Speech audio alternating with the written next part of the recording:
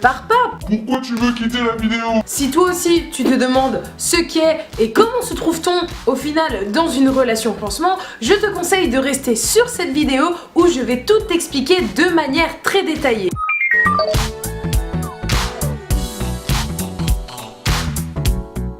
Tout d'abord, avant les explications, il faut que je te précise que moi, mon prénom, c'est Eden.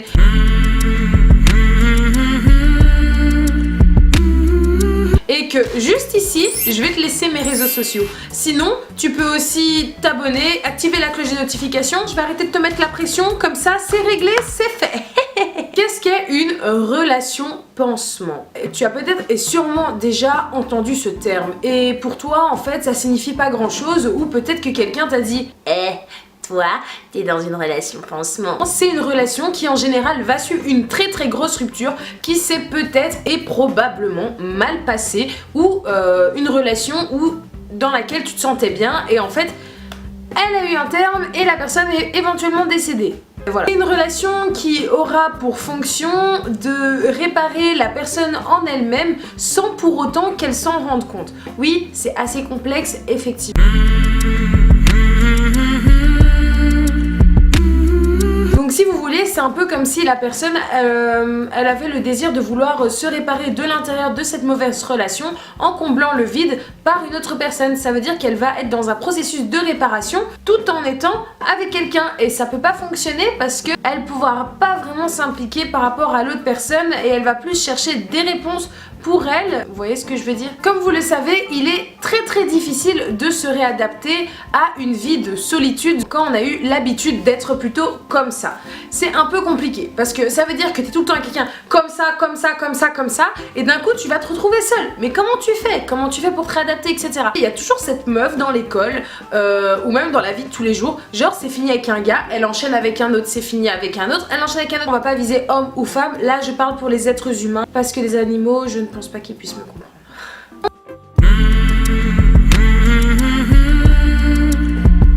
En général, on va se lancer dans ce genre de relation parce qu'on veut se prouver qu'on est encore capable de plaire. Donc ça fait par exemple 5 ans que tu vas être avec ton gars ou quoi, ou avec ta meuf, ça va faire 5 ans que vous êtes ensemble et du jour au lendemain ça se termine. Mais ça se termine très mal au point où vous vous bloquez sur tous les réseaux et vous parlez plus. Qu'est-ce qui va se passer? Bah pour le coup, tu vas te retrouver un peu comme un con ou comme une conne à rester comme ça et pas savoir quoi faire, pas savoir avec qui occuper tes journées parce que tu t'es retrouvé dans le vide pendant tout ce nombre d'années, tu t'es juste consacré à une seule personne et donc du coup tu vas en général rechercher une autre relation pour pouvoir te mettre bien avec la personne, tout simplement. C'est une relation en fait qui va permettre vraiment aux gens de pouvoir être accompagnés sans pour autant se relancer dans des projets d'avenir parce que ces projets d'avenir ont été brisés précédemment.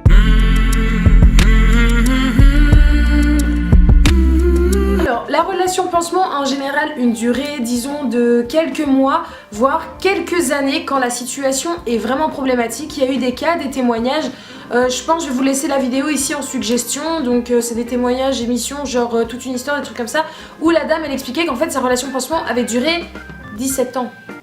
17 ans. Alors oui, alors c'est des relations où en général prennent fin qu'à partir du moment où la personne prend conscience qu'elle est en souffrance.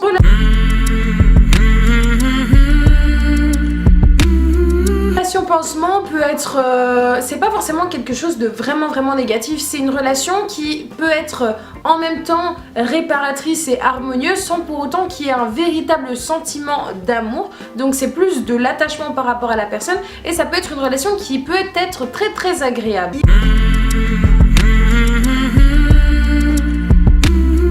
Il y a quelques signes qui existent qui peuvent vraiment vous dire que vous êtes dans une relation pansement ou non. Tout d'abord, c'est quand vous êtes dans une relation où vous comparez sans cesse votre relation actuelle à votre relation ancienne.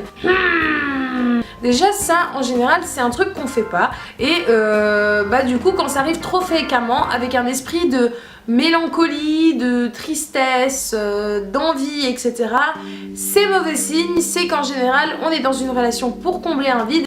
Parce qu'en général, voilà, si sans cesse vous rabâchez à votre conjoint ou votre conjointe que votre ancienne relation était mieux, c'est qu'il y a un problème parce que vous restez quand même avec. c'est une relation où aussi on va se forcer à aimer à l'autre personne, consciemment ou inconsciemment. Donc c'est un processus de guérison qui est bien particulier parce que on va pas s'en rendre compte directement, mais on va aller... en fait, l'autre personne en général va nous aider à guérir, à avancer, mais c'est pas pour autant qu'on va lui porter de l'amour. On va en général se forcer en se disant oui mais tout ce qu'elle m'apporte, elle fait ça pour moi, et vous allez voir qu'il y a un quiproquo parce que au final la personne vous donne beaucoup d'amour, d'attention, etc.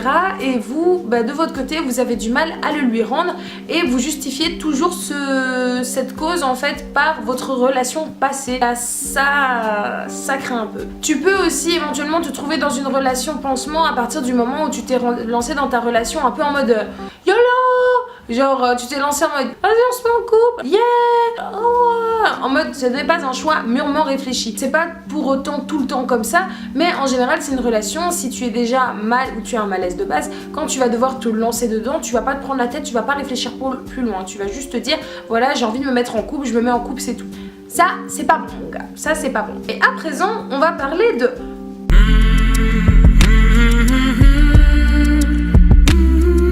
Comment s'en sortir et sortir du fait que je considère mon conjoint comme un pansement ou mon copain, mon compagnon comme un pansement, or que je commence au final à bien l'apprécier ce petit gamin. Pour le coup, je vais t'expliquer. Si tu te rends compte que voilà, t'es dans une relation pansement, tu commences à aimer l'autre personne et tu te dis ah c'est peut-être pas bien pour moi, non, ne cherche pas direct à aller vers la rupture. C'est pas forcément le point le plus bénéfique pour toi ainsi que l'autre personne. Je te conseillerais pour ma part d'être dans un cadre où vous mettez le problème à plat. Ça veut dire que par la communication, vraiment, vous vous expliquez. Certes, ça peut être blessant pour l'autre personne d'avoir été considéré comme un pansement, mais c'est pas pour autant que l'autre personne est censée vraiment le prendre mal. J'estime qu'à partir du moment où elle va t'aimer et elle va sentir que vraiment entre vous, il y a quelque chose, c'est particulier, vous vous aidez à avancer et à guérir ensemble, là, il n'y a pas trop de problème. En général, tout simplement, une relation...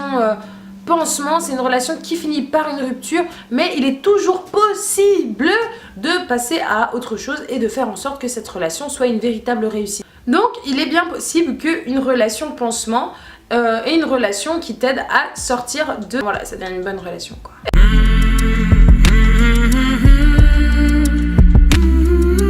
On va finir par une conclusion. Donc une relation pansement c'est quoi? C'est une relation où tu vas te mettre en couple avec une personne que tu n'aimes pas forcément pour pouvoir atténuer tes souffrances suite à une rupture. Fin. Oui je sais, je l'aurais pu la faire beaucoup plus courte et vous expliquer ça comme ça de manière très condensée, mais il fallait un petit peu rentrer dans les détails pour que la leçon puisse bien rentrer.